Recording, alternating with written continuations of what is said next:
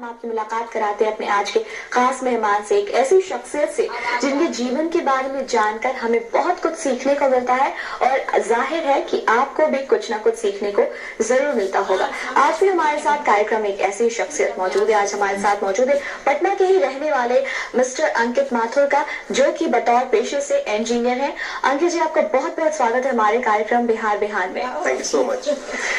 अंकित जी, आप पेशे से इंजीनियर हैं, आपने बहुत सारी चीजें इनोवेट भी की है। तो चलिए हम आपके जो जिंदगी का सफर है, सबसे पहले शुरुआती पड़ाव आपकी जिंदगी के सफर का कहाँ शुरू हुआ, बचपन कैसा था आपका, हम उसके बारे में जानना चाहेंगे। बचपन में मुझे खिलौनों जैसे सब बच्चों को पसंद होता है, मुझे भी था, बट मैं खिलौनों से खेलता कम था, तोड़ता ज्यादा था। अच्छा।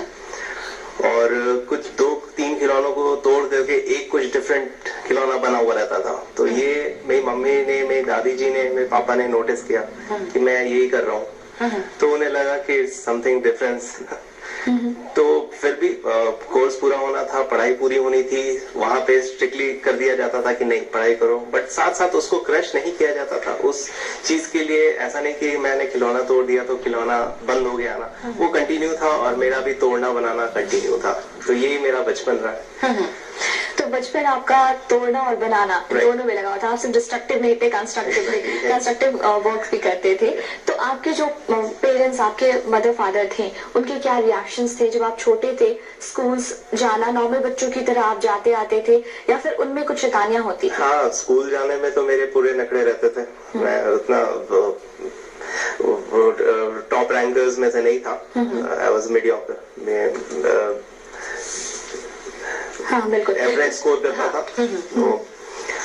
तो खेल के बच्चों को स्कूल भेजा करते हैं, वैसे ही मैं भी जाता था। और बाकी बच्चों के साथ स्कूल में उतना ज्यादा स्पोर्ट्स में एक्टिव नहीं था। मेरा फोकस मोर और लेस इसी सब चीजों में रहता था। बिल्कुल। लेकिन क्या होता है कि हम किसी जगह पे कोई हर इंसान के भीतर कोई ना कोई क्वालिटी छिपी होती है। अगर वो स्पोर्ट्स में ना हो तो पढ़ाई में ना हो तो कोई दूसरे कंस्ट्रक्टिव वर्क में, म्यूजिक हो, पेंटिंग हो, ड्राइंग हो, स्केचिंग हो। और अंकित जी की क्या खासियत रही है, इस बारे में हम जरूर और आगे विस्तार से चर्चा करेंगे। लेकिन यहाँ पे हर रोज हम आपके हेल्थ का रखते हैं ख्याल और हर रोज हम आपको दिखाते हैं कुछ हेल्थ सेगमेंट्स। या तो हम योग दिखाते हैं आपको या फिर नेचुरोपैथी के जरिए आप अपने हेल्थ को कैसे बेहतर बना सकते हैं। तो आज हम आपको दिखाएंगे योग व्यायाम और इसमें आप देखेंगे हलासन। लेकिन इसके बाद हम अपनी बातचीत को यूं ही जारी रखेंगे अपने खास मेहमान से। जल्द लौटते हैं, आप देखिए योग व्यायाम। योग व्यायाम के बाद दिखाएंगे।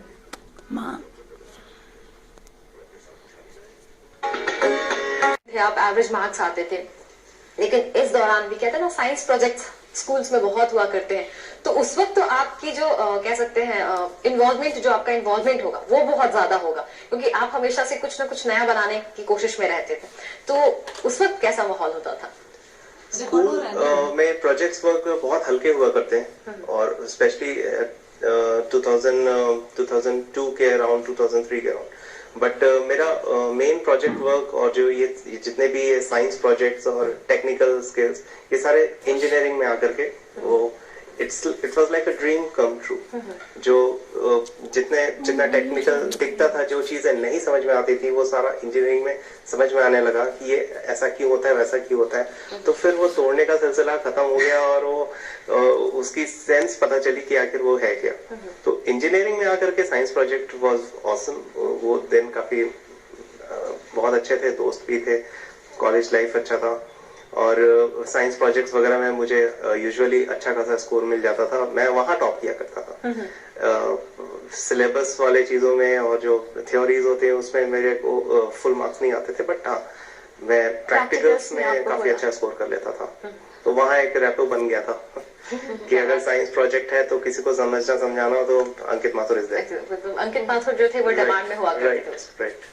बिल्कुल। तो आपने ये कहा कि थ्योरीज में आपको प्रॉपर मार्क्स नहीं आते थे, लेकिन प्रैक्टिकल्स में आ जाते थे। अगर ये जानना चाहो कि आपने जो इंजीनियरिंग की जो डिग्री है वो आपने किस इंस्टीट्यूशन से ली है, क्या वो बिहार में ही हुई या आपको इसके लिए बिहार से बाहर जाना पड़ा? हाँ, मुझे बाहर जाना पड़ा। हरियाणा गुड़गांव में एपीजे कॉलेज ऑफ इंजीनियरिंग है। वहाँ एपीजे यूनिवर्सिटी है, उनका बहुत बड़ा एजुकेशन सोसाइटी है पूरा। तो वहाँ पे इंजीनियरिंग कॉलेज है। वहाँ से मैंने इलेक्ट्रिकल इंजीनियरिंग करा। 2005 में मेरी फर्स्ट ईयर थी। 2005-2009 बैच था ये। तो इलेक्ट्रिकल इंजीनियरिंग आपने की, तो ये जो आपने जो चुना इस स्ट्रीम को, तो ये आपके लिए ये कैसे हुआ? आपको खुद से लगा ये करना है, या फिर आपके पेरेंट्स ने आपको मोटिवेट किया कि नहीं आप इलेक्ट्रॉनिक्स ना करके या मैकेनिकल ना करके आप इलेक्ट्रिकल करें? ये आपका खुद का इंटरेस्ट था या फिर पेरेंट्स ने आपको इसके लिए मोटिवेट किया? मम्मी पापा ने बचपन से ही देखा मुझे, मैं इलेक्ट्रिकल की तरफ थोड़ा ज्यादा मोटिवेटेड था, तो विदाउट एनी सेकंड डाउट मेरे लिए दैट वाज लाइक डिफॉल्ट, और मैं भी कन्विंस था टोटली, और मुझे आगे उसमें कुछ करना भी था, तो मैं इलेक्ट्रिकल इंजीनियरिंग मेरे लिए बहुत आसान चॉइस था, तो मैं उसमें आगे बढ़ गया। बिल्कुल, लेकिन कहते हैं ना कि कोई भी कॉलेज लाइफ बहुत ज्यादा इंटरेस्टिंग होती है, बहुत इंथुजियास्टिक होती है और मजेदार भी बहुत ज्यादा होती है। तो आपकी कॉलेज लाइफ के बारे में जानना चाहेंगे, कैसा था, क्या बदमाशियां की, लाइक कॉलेज बंक करना, हॉस्टल्स में लेट नाइट पार्टीज करना, इस तरह की बातें जो है वो हमेशा होती है, सारे स्टूडेंट्स के साथ होती है, तो हमारे साथ कुछ शेयर करना चाहेंगे आप? यस, जब हम किसी नेशनल कॉलेज में जाते हैं जहाँ पे कोई central location like Delhi and NCR, इस टाइप की लोकेशन पे पूरे स्टेट्स आई मीन इंडिया के हर कोने से बच्चे रहते हैं, तो एक बहुत अच्छा ग्रुप, एक बहुत अच्छा सर्कल बनता है। वहाँ पे मेरे जो दोस्त थे वो हरियाणा के थे, राजस्थान के थे, दिल्ली तो थे, पटना के भी थे, मैं खुद ही पटना का था। So it was good, very awesome group, बहुत अच्छा ग्रुप था वो, जहाँ पे शरारतें भी हुआ करती थी और साथ ही साथ पढ़ाई के टाइम पे पढ़ाई भी हुआ करता था। और इंजीनियरिंग फर्स्ट ईयर तो एकदम से फुल थ्योरी भी था, और साथ में सीनियर्स का थोड़ा सा वो भी रहता था, वेरी स्ट्रिक्ट माहौल और हल्का सा रैगिंग का सेंस भी रहता था, तो बट वो that was not that critical, but हाँ एक खौफ तो रहता ही है फर्स्ट ईयर में। वो बीतने के बाद सेकेंड ईयर में भाई हम लोग सीनियर हो गए और जूनियर्स आ गए, तो हम लोग का एक थोड़ा सा अलग स्टैंडर्ड सा जाने लगा कि हाँ हम लोग सीनियर हैं, तो ऐसे करके फर्स्ट सेकेंड ईयर बीता। थर्ड ईयर से एजुकेशन का ये डिग्री और जॉब का टारगेट लेकर के तो फोकस हो गया कि नहीं अब जॉब लेना है, साथ ही साथ कोर्स करिकुलम सब परफेक्ट चलना चाहिए, सारा उसका एवरेज अच्छा आना चाहिए ताकि प्लेसमेंट में कोई दिक्कत ना हो, तो ये सारा सेंस था। साथ ही साथ हॉस्टल लाइफ जैसा होता है, रात को देर से सोना और सवेरे कॉलेज के 15 मिनट पहले उठ करके कॉलेज चले जाना, तो ये सारा लाइफ मैं आज भी बहुत ज्यादा मिस करता हूँ, बहुत इंटरेस्टिंग बीता है वो सारा फेज। तो फोर्थ ईयर में कोर्स से ज्यादा प्रैक्टिकल वर्क थे, और कोर्स तो था ही, प्रैक्टिकल वर्क में मेरा बहुत जो प्रोजेक्ट था वो मेरा काफी ज्यादा फेमस हुआ था वहाँ पे, वायरलेस पावर ट्रांसमिशन, मतलब बिना वायर के लाइट को ग्लो कराना, तो ये मेरा बहुत हार्ड प्रोजेक्ट था, जो जिसकी वजह से मेरा वैसे ही काफी ज्यादा वो हो गया था कि हाँ एक बंदा है ऐसा बना रहा है, तो सब बहुत इंटरेस्टिंग बीता मेरा इंजीनियरिंग। बिल्कुल, तो इस वजह से आपको काफी पॉपुलैरिटी मिली, आपने जो वहाँ पे प्रोजेक्ट बनाया लोगों ने आपको जाना, लेकिन जब आपकी पढ़ाई कंप्लीट हुई तो उसके बाद फिर कैंपस सिलेक्शन हुए, क्या किया आपने? आपको क्या लगा कि अब जॉब के लिए आपको क्या आपने कुछ डिसाइड करके रखा था कि मुझे इस ऑर्गेनाइजेशन में या फिर किसी MNCs में काम करना है, कुछ आपने ऐसा सोच के रखा था या फिर ये सब कुछ कोइंसिडेंटली हुआ? इंजीनियरिंग करने में जब बंदा इंजीनियरिंग में एंटर करता है तभी उसके दिमाग में बन जाता है ठीक है 4 साल के बाद किसी MNCs में ज्वाइन करना है, बट मेरे साथ 2007 में माय फादर गॉट एक्सपायर 2007 दिसंबर, सो मेरे लिए था मेरा घर प्रायोरिटी हो गया कि मुझे पटना वापस आना था। मेरी मम्मी यहाँ पे गवर्नमेंट हाई स्कूल में टीचर थी और she was alone, I was the only son, so मुझे वापस आना था मम्मी के साथ रहने के लिए, तो मेरा फोकस हो गया कि नहीं मेरे को पटना में रह करके कुछ अच्छा करना है। बहुत अच्छी बात। तो वहीं ये डिसीजन हुआ और मेरी first joining Nokia Siemens networks company में पटना में हुई and I was there as an electrical engineer. So वहां रह करके मैं फोकस जॉब मेरी तुरंत लग गई नोकिया सीमेंस में एज इलेक्ट्रिकल इंजीनियर। मेरा ट्रैक रिकॉर्ड ठीक था तो मेरी जॉब लग गई थी। ट्रैक रिकॉर्ड आपका ठीक नहीं था, काफी अच्छा था, आपने काफी कुछ इनोवेट किया, लेकिन ये जानना चाहूंगी अंकित कि जब आपने जब ज्वाइन किया तो इसके बावजूद भी वर्क प्रेशर होगा, लेकिन आपके भीतर जो इनोवेशन की जो कहते हैं ना कि वो एक स्किल थी या फिर जो आपका जो पैशन था ये कुछ ना कुछ मुझे इन्वेंट करना, कुछ ना कुछ, वो कंटिन्यू रखा आपने? यस, नोकिया सीमेंस में रह करके मैंने नोकिया के लिए इनोवेशन किया, जिसके लिए नोकिया ने मुझे अवार्ड रिवॉर्ड सब मिला, रेपुटेशन वगैरह सब बढ़ा जॉब में भी। बट एंटरप्रेन्योरशिप स्किल्स मैंने था अंदर की नहीं, खुद के लिए करना है। जब मैं नोकिया जो फिनलैंड की कंपनी है उसके लिए मैं इनोवेशन कर रहा हूँ, मैं खुद के लिए क्यों ना करूँ। So I started with my hobby, I started with my dream, जो था कि जो मेरा हॉबी था कि हाँ I want TV, big TV.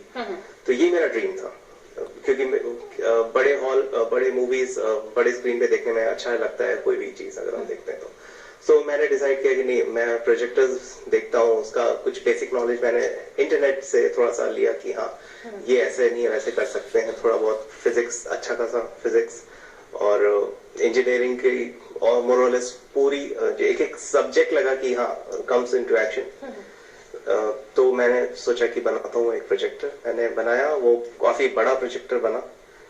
बिल्कुल। तो ये मुझे लगता है कि आपने जो जिस प्रोजेक्टर के बारे में बात कर रहे थे, हाई डेफिनेशन प्रोजेक्टर, वो प्रोजेक्टर हमारे सामने रखा है। तो इसके बारे में मतलब ये कैसे अलग है बाकी प्रोजेक्टर से, कैसे अलग है जो मार्केट्स में अवेलेबल है, या और भी जो प्रोजेक्टर्स हैं उनसे कैसे अलग है, क्या स्पेशलिटी है इसकी?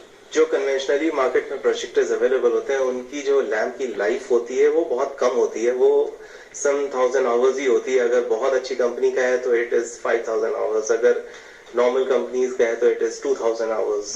बट और इसी वजह से ये प्रोजेक्टर घरों तक नहीं पहुंचा, ये ऑफिस ही में रह गया।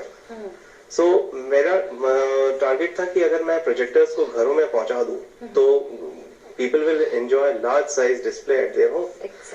सो मैंने क्या किया कि मैंने एलईडी पे इनोवेशन शुरू किया और LED as a light engine मैंने प्रोजेक्टर में डाला, ताकि लैम्प की लाइफ इतनी ज्यादा हो जाए कि एंड यूजर को it's not a pain for them to use it.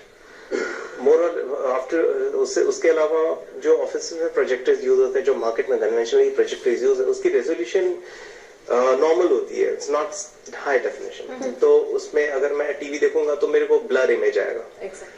तो अगर मैं हाई डेफिनेशन मोड में अगर प्रोजेक्टर बनाता हूँ और that has to be kept at a cheaper rate as compared to TV. बिल्कुल। ये जो है प्रोजेक्टर, इसकी जो स्पेशलिटी, इसकी जो खासियत, इसके बारे में हम और बातचीत करेंगे। लेकिन दर्शकों यहाँ वक्त हो चला है छोटे से ब्रेक का। हमने ये सस्पेंस इसलिए बना के रखा ताकि आप ब्रेक के बाद भी हमारे साथ बने रहे। तो बने रहिएगा हमारे साथ, हम जल्द लौटते हैं थोड़े से ब्रेक के बाद। मत बंद करो, डिस्टर्ब हो जाएगा। उन्होंने एक एलईडी प्रोजेक्टर इनोवेट किया है। हम इसके बारे में बात कर रहे थे कि ये क्या है, ये कैसे फंक्शन करता है। अंकित जी आपसे अपनी बातचीत को कंटिन्यू रखेंगे और आप बताएं कि ये जो हमारे सामने एक मशीन, एक काला सा डब्बा, हम जो कुछ लोग आम लोग हैं उनके लिए काला सा डब्बा है, ये क्या है, ये कैसे फंक्शन करता है, इस बारे में आप बताएं हमें। ये प्रोजेक्टर है, हाई डेफिनेशन एलईडी प्रोजेक्टर है। ये इसका एपर्चर लेंस है जिसकी साइज काफी बड़ी है, इसके लेंस की साइज काफी बड़ी है कन्वेंशनल प्रोजेक्टर से, तो ये बहुत ज्यादा लाइट थ्रो करता है। इसका रिमोट है ये, और इसमें हम कई सारे इनपुट कनेक्ट कर सकते हैं। यहाँ इसके पोर्ट्स हैं, इसमें HDMI पोर्ट है, इसमें नॉर्मल VGA कनेक्शन जो बाकी प्रोजेक्टर्स में होते हैं, उसके अलावा कई सारे पोर्ट्स हैं। ये इसमें हम DVD प्लेयर कनेक्ट कर सकते हैं, टीवी देख सकते हैं, HD सोर्सेज का कोई भी लेटेस्ट फॉर्मेट हम लोग इसमें प्ले कर सकते हैं, और ऑडियो आउटपुट लेकर के और इसका ऑडियो भी हम लोग सुन सकते हैं। तो ये एक ऐसा प्रोजेक्टर है जिसमें आज के डेट में हम जो भी अवेलेबल मार्केट में सोर्सेज हैं वीडियो के, वो हम सब कुछ कनेक्ट कर सकते हैं। इवन कि अगर हम एक डोंगल एडिशनल लगा के इसको वायरलेस भी कर सकते हैं। क्या बात है। तो ये कह सकते हैं ना, मतलब एक सच में एक कह सकते हैं इनोवेशन जो है, बहुत अच्छा इनोवेशन है। इससे क्या होगा ना प्रेरणा, कि जैसे हम जो बहुत सारे टीवी प्लेयर्स रखते हैं, फिर प्रोजेक्टर्स रखते हैं या होम थिएटर रखते हैं, ये मतलब कह सकते हैं ये सबका एकदम वो है पैकेज है। बिल्कुल। तो अंकित आपने क्या सोचा है इसकी ब्रांडिंग के लिए, क्या कुछ ऐसा आपने सोचा है कि फर्दर आप ये करने वाले हैं, या फिर क्या सोचा है इसके लिए? यस, हमने एक प्राइवेट लिमिटेड कंपनी फ्लो कराई है। इसका ब्रांड नेम है Tuve technologies private limited, TUVE, Tuve technologies private limited. और इसी ब्रांड के अंडर हम ये प्रोजेक्टर्स बना रहे हैं यहीं पटना में ही, और इसको मार्केट में फ्लो कर रहे हैं। और स्पेशली घरों में जहाँ बड़ा टीवी देखने वाले हैं, जो लोग जिनका रहता है कि नहीं मैं भी बड़े पे देखूं, बट बड़ा टीवी मार्केट में बहुत महंगा मिलता है, अफोर्डेबल नहीं है अगर उनके लिए। So above 1 lakh is absolutely not affordable for a middle class family. So ये वहाँ जाता है। इसका प्राइस रेंज 40 से बिलो है, तो ये बड़े आराम से घर में हम 120 इंचेस 150 इंचेस का टीवी देख सकते हैं exactly on your wall itself. तो ये कह सकते हैं ना कि वैसे लोगों के लिए जो अफोर्ड नहीं कर सकते हैं बड़ी टीवी, उनके लिए वरदान एक तरह से हम कह सकते हैं, क्योंकि उनकी ख्वाहिश होती है हम सारी चीजों को मतलब एकदम लार्ज स्क्रीन पे देखें। सिनेमा हॉल घर में आ गया। एग्जैक्टली ये सटीक कहा आपने, सिनेमा हॉल जो है वो घर में आ गया है। लेकिन अंकित, जब आप नोकिया में थे, जब आप जॉब कर रहे थे, तो जाहिर सी बात है अगर आप इलेक्ट्रिक इंजीनियर के तौर पे आपने ज्वाइन किया तो आपकी सैलरी अच्छी खासी होगी, आपको सब कुछ मतलब जो कहते हैं पर्क्स है वो भी आपको मिल रहे होंगे। फिर अचानक से आपने सोचा कि आपको एक एंटरप्रेन्योर बनना है, तो उस वक्त क्या रिएक्शन रहा लोगों का? क्योंकि कहते हैं ना एक सेटल्ड जॉब को अगर आप छोड़ के कुछ नया शुरू करने वाले होते हैं तो इफ एंड बट्स नॉर्मल है, तो उस वक्त क्या रिएक्शन रहा? घर से तो मुझे पूरा सपोर्ट मिला। मम्मी के लिए तो ये इट वाज लाइक अंडरस्टूड कि हाँ इसे कुछ अलग करना है, ये करेगा। So mummy was prepared. पापा का भी ड्रीम था कि अंकित का नाम रोशन हो, और रिलेटिव्स सारे लोग भी मोर और लेस खुशी थे। बट हाँ, फ्रेंड सर्कल और ऑफिस में colleagues were very disappointed that I am like thinking in this direction. मैं वो लोग को लग रहा था कि क्या होगा इससे, क्या चला जाएगा, इतनी बड़ी बड़ी कंपनियां हैं, क्या होगा, जॉब छोड़ना, इस करियर को छोड़ना रिस्की है, बहुत ज्यादा रिस्की है उनके हिसाब से। और था, बट मेरा कॉन्फिडेंस लेवल था और मेरे को अपने काम पे भरोसा था कि ये प्रोडक्ट है एंड इट विल वर्क। सो मैंने ये डिसाइड किया। कॉन्फिडेंस हो इंसान के अंदर, अपने काम पे भरोसा हो, तो जाहिर सी बात है, एग्जाम्पल है हमारे सामने अंकित, आप कुछ भी कर सकते हैं जो आप करना चाहते हैं। इसीलिए हम आपको हर रोज कहते हैं कि हमारे कार्यक्रम में हर रोज एक ऐसी शख्सियत आते हैं जिनके जीवन के बारे में, जिनसे बात करके हमें कुछ ना कुछ तो सीखने को जरूर मिलता है। और आपके सामने हम जिनसे बात कर रहे हैं ये एग्जाम्पल के तौर पे भी मौजूद है। अंकित, जब आपने ये बनाया उसके बाद बनाने में काफी इसे वक्त लगा होगा, कि एक दिन की बात नहीं है, तो आइडियाज लेना, सजेशंस, पढ़ना, रिसर्च करना, बहुत सारी चीजें चली होंगी। तो इस बीच आपको बनाने में क्या प्रॉब्लम्स आई, क्या कठिनाइयां आई, और फिर कितने दिनों में जाकर के ये संभव हो पाया? आई थिंक ये मैंने नोकिया में रह करके सवेरे 5 बजे मैं उठता था और इसके इनोवेशन में मेरा ब्रेन लग जाता था। मैं और सवेरे 8 बजे तक मैं यही करता था, इसी में ब्रेन अप्लाई करता था, इसी को मॉडिफाई करता था, इसी में रिसर्च करता था। और उसके बाद मुझे ऑफिस जाने की टाइमिंग हो जाती थी, मेरी 9:30 मेरे को ऑफिस पहुंचना रहता था। और up to 6 in the evening मैं ऑफिस में रहता था। फिर मैं घर आता था तो अगेन मैं अपना टाइम इसमें डेडिकेट करता था। तब जाकर के करीब 6 मंथ्स लगा एक स्टेबिलिटी लाने में। उसके बाद तो रिफाइनमेंट और modification is a part of this program, and ये डे बाय डे और इम्प्रूव होता चला जा रहा है, और इट्स अ कंटिन्यूअस प्रोसेस। बिल्कुल।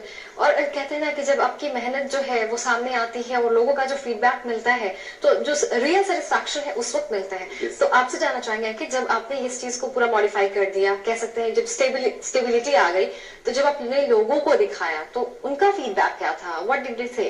यस, रियल सेटिस्फैक्शन तो मुझे अब मिल रहा है जब मैं इसे सेल कर रहा हूँ, बट दैट टाइम ऑल्सो जो कॉन्फिडेंस, जो बूस्टअप कहते हैं, वो जब नेबर्स देखे, जब और लोगों ने देखा, तो उन्होंने इच्छा जाए कि अरे अमेजिंग है यार, मुझे भी एक दे दो बना करके।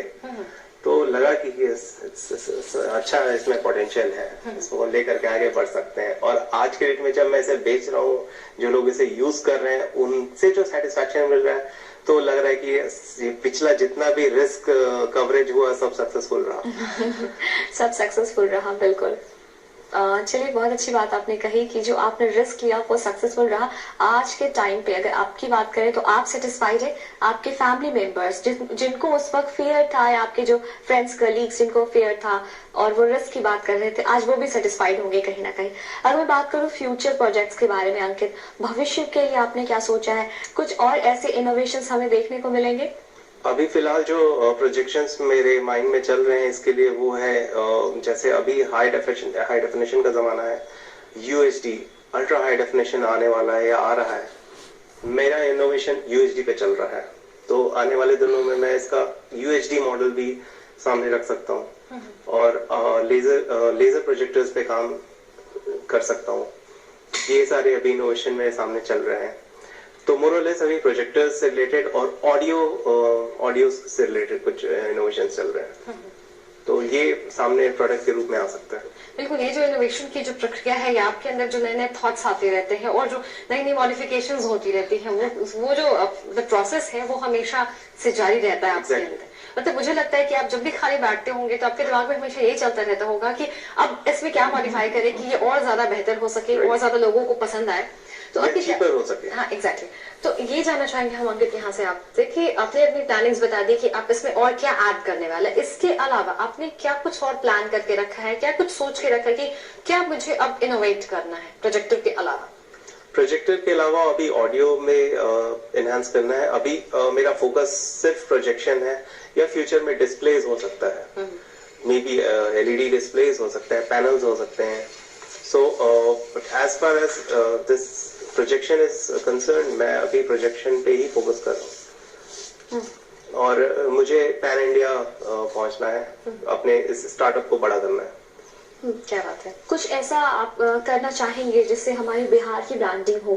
स्पेशली अगर हम बात करें, बहुत सारे स्टेट है जहाँ पे बहुत सारी ऐसी बड़ी बड़ी कंपनीज है जहाँ पे बहुत कुछ ऐसा इनोवेट हो रहा है, लेकिन स्पेशली अगर हम अपने स्टेट की बात करें तो आपके जहन में क्या कभी ऐसा ख्याल आया कि हाँ ऐसा कुछ करूँ जिससे मेरे बिहार की branding? Right from the day one मुझे ये चीज का गर्व है कि मैं बिहार का हूँ, और मैंने बिहार में रह करके कुछ ऐसा किया है जिससे एक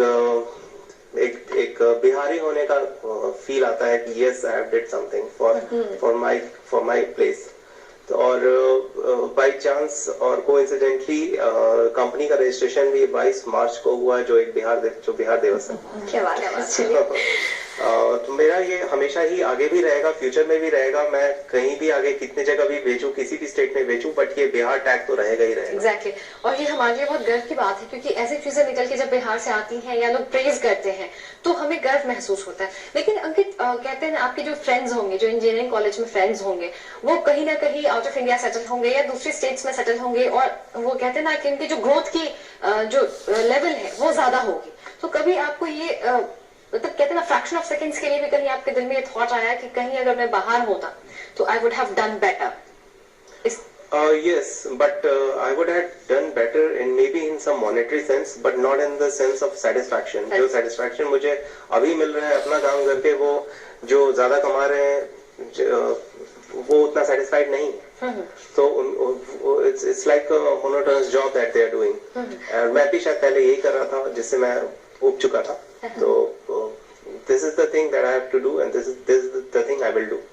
बिल्कुल, जहाँ मोनोटोनस ही है आप सेटिस्फाइड नहीं हो सकते। आप अगर मोनोटोनस वर्क करें, सेटिस्फैक्शन ही, वो काम हम करें जिसे हम सेटिस्फाइड होकर करते हैं, तो उस काम को करने का मजा 4 गुना बढ़ जाता है, और वहां लगता है कि आप ज्यादा गेन कर पा रहे हैं। बिल्कुल प्रियंका, और बिल्कुल प्रेरणा, और ये जो सेटिस्फैक्शन है ना वो इम्पोर्टेंट होता है, सबसे ज्यादा इम्पोर्टेंट होता है। बहुत सारे ऐसे लोग हैं हमारे आसपास में जो अगर सेटिस्फाइड नहीं है तो अपनी जॉब छोड़ देते हैं या किसी और चीज में इन्वॉल्व हो जाते हैं। ये बहरहाल हम ये जो बातचीत का हमारा जो सिलसिला है काफी इंटरेस्टिंग हो चुका है, हम इसके बारे में आगे भी हम बातें करेंगे, लेकिन दर्शकों यहाँ वक्त हो चला एक छोटे से ब्रेक का। अब बने रहिए हमारे साथ। थोड़ी बहुत बातें बताएं। अगर आपके बारे में जानना चाहूँ कि अंकित एक्चुअल में क्या है, तो आप क्या कहना चाहेंगे? आप अपने आप को कैसे डिफाइन करेंगे? मेरे फ्रेंड्स ज्यादा बेहतर जानते हैं। मैं जिससे थोड़ा ज्यादा क्लोज रहता हूँ, मैं उससे ओपन अप बहुत अच्छे से हुआ रहता हूँ, तो वहाँ मैं फन लविंग हूँ, बट ऑन द होल मैं थोड़ा सीरियस टाइप हूँ। तो अच्छा, सीरियस टाइप है। तो ये जो सीरियसनेस है ये कहाँ, मतलब ज्यादा देर तक रहती है, या जो आपके क्लोज वंस हैं, आपने बताया कि आप उनके साथ फ्रेंडली हो जाते हैं, तो क्लोज वंस आपके कितने हैं? क्या आपके बहुत फ्रेंड्स हैं या फिर कम? नहीं, मेरे फ्रेंड्स बहुत लिमिटेड हैं, और मेरे फ्रेंड्स दिल्ली में ज्यादा है बिकॉज मैं इंजीनियरिंग वहीं से, और पटना में कुछ फ्रेंड्स हैं जो मेरे 12th के फ्रेंड्स हैं। सो वो भी बाहर जॉब कर रहे हैं, तो अगर वो जब आते हैं तो अच्छा गेट टुगेदर हो जाता है थोड़ा बहुत। और वैसे पटना में मेरे घर में मेरी मम्मी है, मेरी वाइफ है, सो मेरी वाइफ ही मेरी फ्रेंड है। अभी फिलहाल तो जब फ्रेंड्स आते हैं तो फ्रेंड के साथ भी थोड़ा बहुत।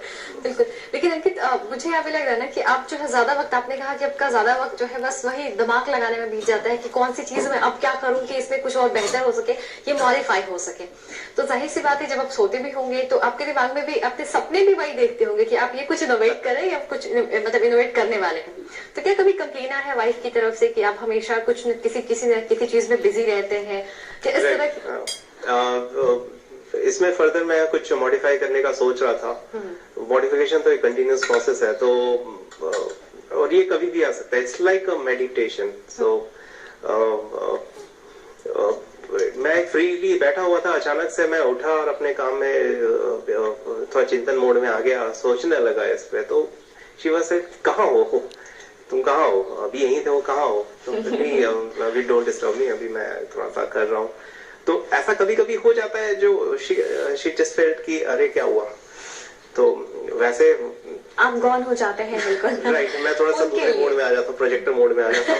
प्रोजेक्टर मोड बहुत, तो मतलब कह सकते हैं आपकी लाइफ बहुत इंटरेस्टिंग चल रही है, क्योंकि मतलब कभी कभी लोग कहते हैं ना टांग खिंचाई भी आपकी हो जाती है, पुलिंग भी हो जाती होगी आप। टांग खिंचाई तो 12 से बच्चे से ही चल रहे हैं। कॉलेज में भी जब बच्चे स्पोर्ट्स में और क्रिकेट वगैरह में ज्यादा जा रहे थे तो मेरा दिमाग कहीं और रहता है। तो मुझे स्पोर्ट्स में उतना ज्यादा इंटरेस्ट नहीं। यानी कि हमेशा आपकी एक अलग दुनिया चलती रहती है, आप जिसमें आप कुछ ना कुछ इनोवेट करने का, कुछ इन्वेंशंस करने के ख्याल आपके जहन में आते रहते हैं हमेशा। ये अच्छी बात है, पॉजिटिव कहते हैं ना कि एक पॉजिटिव चीज है कि आप कुछ ना कुछ हमेशा क्रिएटिव सोचते रहे हैं। भले आज आपसे जुड़े जो आसपास लोग हैं उन्हें ये लगता होगा कि आप कहीं गॉन हो गए हैं। अंकित, ये जानना चाहूंगी कि आप बिजी रहते हैं और आपके अगर इंटरेस्ट की मैं बात करूं, एक तो आपका ये इंटरेस्ट है कि आप कुछ ना कुछ इनोवेट करें, कुछ नया करें, कुछ नई चीज लाएं सबके सामने। लेकिन अगर ये जानना चाहूँ आपके इतर इससे आपकी और क्या इंटरेस्ट है, तो आप क्या कहना चाहेंगे? म्यूजिक सुनना, मूवीज देखना और न्यूज। अगर न्यूज में कंटिन्यूस देखता रहता हूँ और मोर और लेस यही है। फ्रेंड्स आए तो उनके साथ थोड़ा बाहर चले गए। स्पोर्ट्स में नहीं, बस मोर और लेस मेरा म्यूजिक और मूवीज में ज्यादा इंटरेस्ट है। दैट्स व्हाई मैंने आई थिंक होम प्रोजेक्टर बनाया। बिल्कुल, आपने कहा आप गाना सुनना आपको बहुत ज्यादा पसंद है, मूवीज देखते हैं, तो क्या आप गाने का भी शौक रखते हैं? आप गुनगुनाते भी हैं? नहीं, मैं गाना तो नहीं गाता, बट हाँ मुझे क्लासिकल्स, वो भी जो लेटेस्ट मूवीज के क्लासिकल्स हैं वो ज्यादा पसंद है। लाइक अभी जैसे जो भी रिसेंट मूवीज आ रहे हैं उसमें अगर कोई क्लासिकल टच है तो वो क्लैरिटी, वो क्वालिटी सुनने में बहुत मजा आता है। सुनते हो तो जरूर गुनगुनाते भी थोड़ा बहुत तो होंगे। तो क्या आज ये जो आप सीरियसनेस वाली जो आप पे जो स्टैंप लगी है, या आपके फ्रेंड्स ऐसा सोचते हैं, या आपकी वाइफ समटाइम्स सोचती है कि आप कहीं गॉन हो गए हैं, क्या इस चीज को आप ब्रेक करना चाहेंगे आज इस शो पे? Okay, let's start. अगर आप चाहते हैं तो जरूर। आज ये भी इनोवेट हो जाए।